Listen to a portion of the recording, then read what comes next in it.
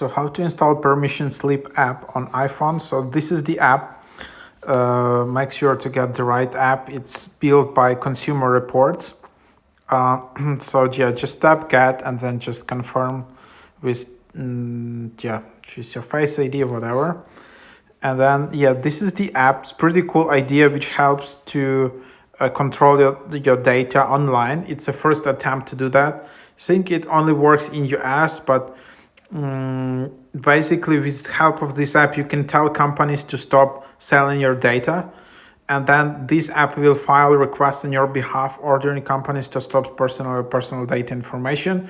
You can say it's like super naive but actually, as I understand, in some United States, in some states in US, there is already some legislation which prohibits like companies from reselling your data to like data brokers, and this app is just helps you with that.